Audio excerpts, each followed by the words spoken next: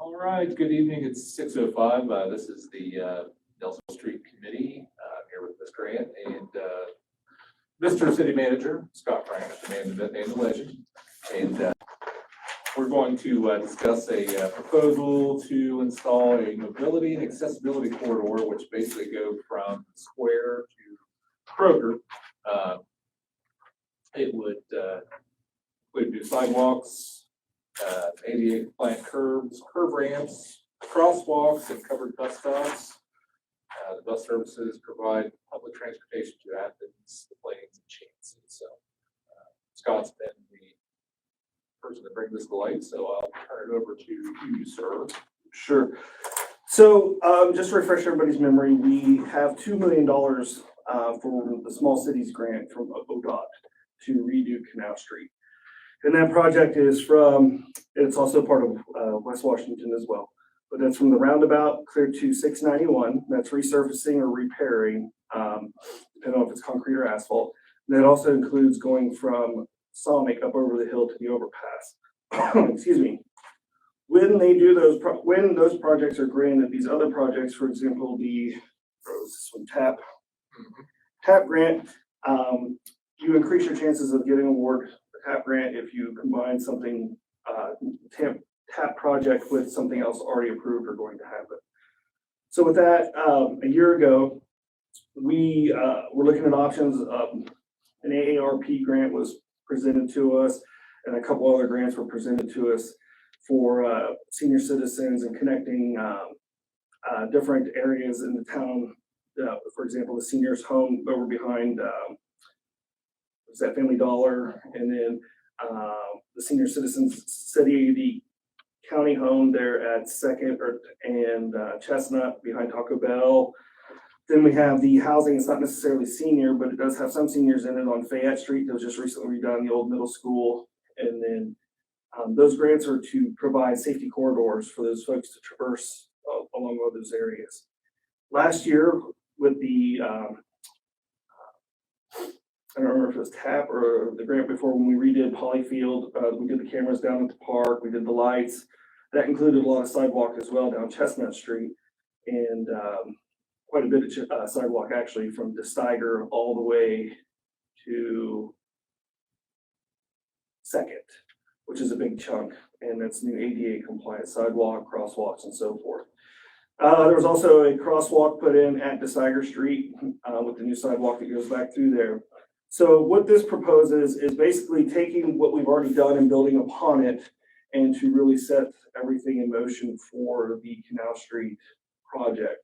And what this will do is, in addition to cleaning up the sidewalks, because we have a sidewalk problem in town, this will give us the ADA compliance that is required now. This will also give us, this is to connect down Chestnut Street from Kroger's down to Fayette and then over to the square. Now, keep in mind, a lot of that's already been replaced down through there. So this is to fill in those gaps that's not replaced. This also adds the crosswalks and bus stations on Canal Street, also ADA compliant. And make sure I'll reread it again for the terminals beginning on Fayette Street at Hawking Street, which is Rocky Boot Way, traveling east for 1,115 feet to Poplar Street. Traveling southeast on Poplar for 105 to Watkins, and 336 feet to Chestnut Street, and then finally 3,135 feet southeast to Southeast Berwick Boulevard. Now that number does include the subtraction of the new stuff, so they've already subtracted the number out of that. So that 3,000 feet is all brand new. That's not the total length from here to there. It's actually longer.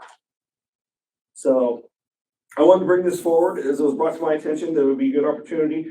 I will tell you, last year we did not have a good plan in place to apply for the AARP grant, but something like this would definitely be a good presentation to them to increase our chances of getting it.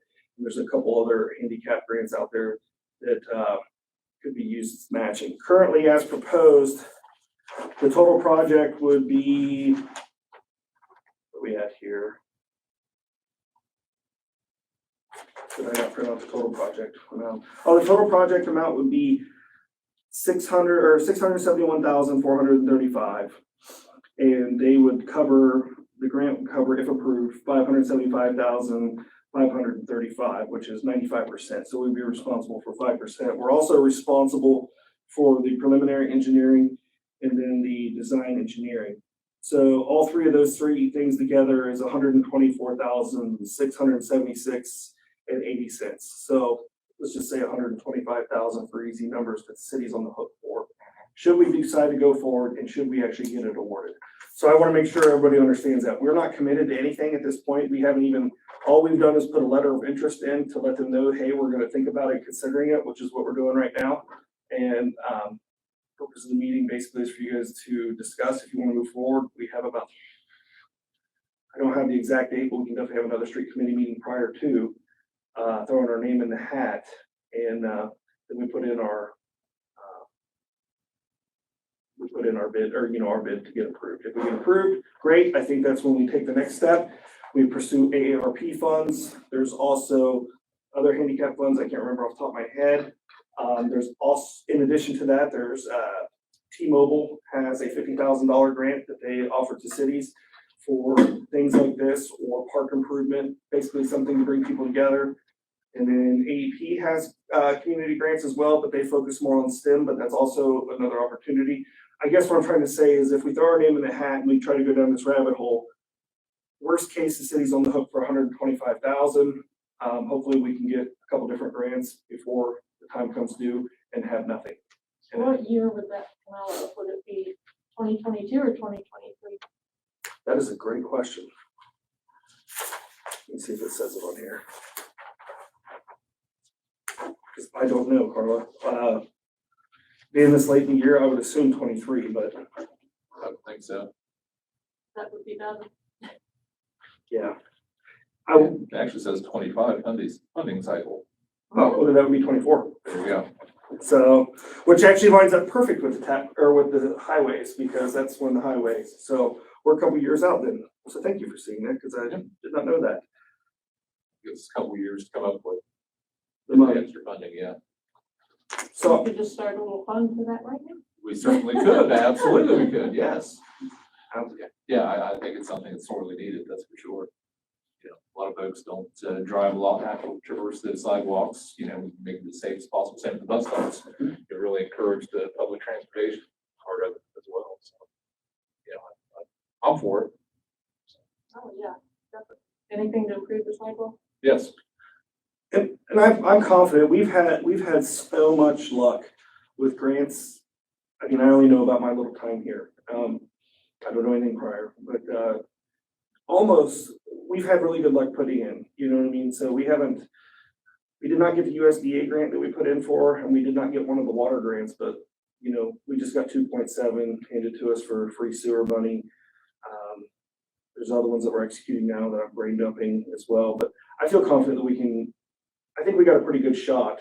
I think we've got 2 years to come up with $125,000 in grants. I'm confident you guys are able to effort that and get it down. So it's been a whale job so far, so why does that change?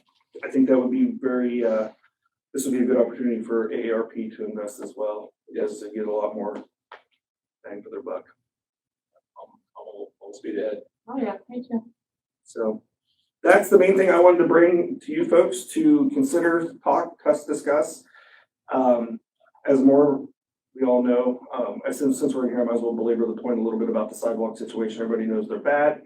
In addition to them being bad, they're not ADA compliant, which requires no more than certain percentage of slope side to side, up and down. And then also our crosswalks, they have to have the proper slope, and then the rail pads that they have there that obviously I can't talk really intelligently about what they do, but you can feel them, obviously. Right. So That'd be perfect time to do it, like you said, when the street project's happening. That would be awesome.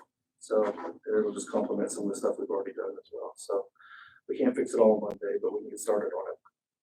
You already begin with stuff. Sure. I don't have anything else for the street committee unless you have anything for me.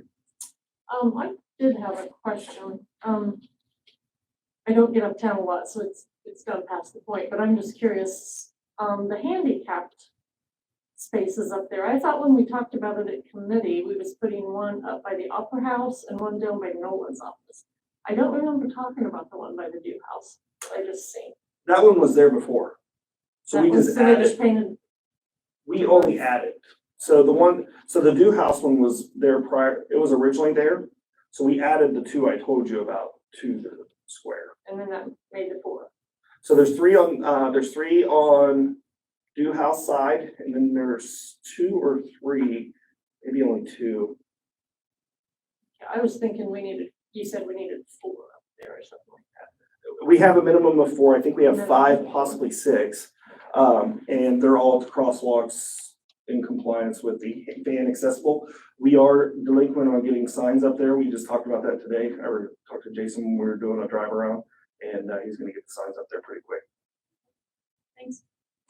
So if we can afford decorative signs to match what you guys have already done up there, they don't seem to be significantly more expensive. They look to be about a couple $100.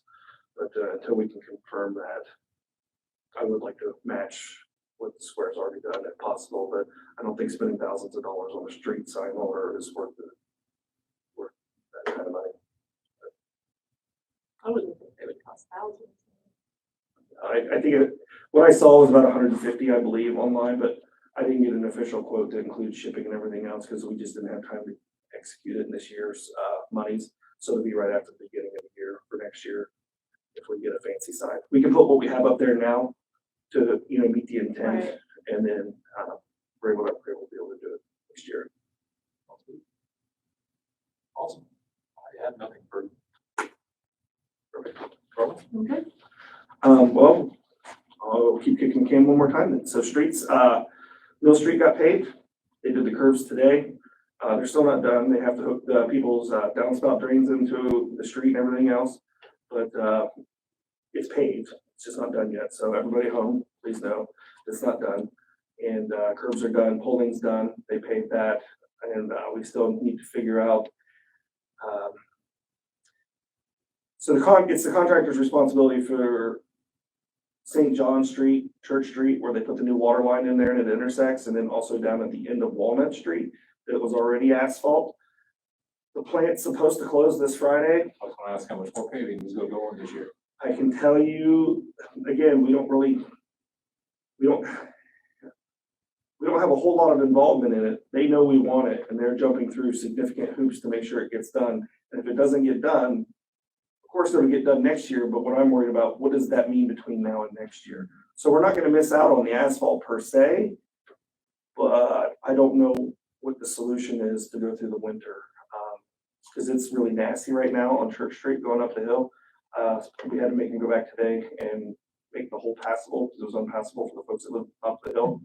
And it went from mud to metal plate to mud hole to metal plate again while going up a hill. So it was just inaccessible. And St. John Street is a disaster as well. What's their plan? Well, the plan for St. John Street is, so there was never any intention of paving St. John Street. When they went up there and started rolling the equipment on it, there was only this much asphalt on top of the bricks up there. So it immediately crumbled the asphalt that was there. So right now the plan is to, let me back up a little bit more even. The city's plan that we talked about at the beginning of the year was to pave that when they were done. However, if you guys recall, Columbia Gas is coming in next year and they're doing their stuff up there. So I pulled that off the table right away. Why would we spend our money on that? So with that said, the project never had any intention of paving, but with the destruction of the thin asphalt, we were able to do part of the change order that you guys did last meeting is to put that base back that they destroyed with the equipment. It's just a matter of finding somebody that'll put the asphalt down for them. And that's a scheduling thing on their side that we have no control over. So we're at their mercy. So they are definitely working desperately on that. With the good news is down on Walnut Street, the bids came back good enough that we're able to do a thin overlay over everything down there. So that one section of it, Walnut at the end that was already asphalt and rough, we're going to be able to put an overlay on the whole street. So that's good news. Bad news is, will it be this year or next year? And I don't know that answer. We'll know by the end of the week, but I don't know right now. Is there any kind of contract that specifies what time they need to have it done, or? Well, they've already blown their own timeline. Their own timeline was October. So So does that reduce our cost any because it's not finished, the contract, or? no, unfortunately it doesn't. I don't know, well, I can tell you why. Putting, what is the right term in there? Basically, it holds them liable if they don't hit their own timelines. They're the only company that bid on it. No other companies want it. So right now, we're at the mercy of basically whoever bids on stuff. Because nobody wants to bid on it. Just like the sewer plant, we had 3 people bid on that. We got a great company. They're doing phenomenal. 0 complaints about them. There are some residents at the end of the street that were mad for a while when they were hauling dirt, but we took care of that problem. Not our residents, Nelsonville residents. We did what we had to do there, and but no complaints from those guys down there. The site's actually on a couple different magazines and such put out by the EPA, so they're posting that, which is good. But for the water line project, it was only 1 company bid on it. And we're concerned about that now with the sewer line project that we're putting out there now. In fact, it's out for bid as we speak. The the lift station, the 250,000 is out for bid right now. And we've been sending the prints out to, Jason found a guy that he knew from a long time ago that used to do that stuff. And he sent him, the announcement, if you will. So we're just trying to get anybody and everybody. So we have multiple people bidding on it, and we have some competition, if you will, to pick from, instead of just 1 bidder. So it's like asphalt. Now you either have McKee or Shelley and Sands down here because it's no longer a business. So yeah, I really wish we had a better hammer. Sorry. That's all for the 5th time, that's all I have. That's all I have too. Okay. And we'll adjourn the meeting at 6:22 p.m.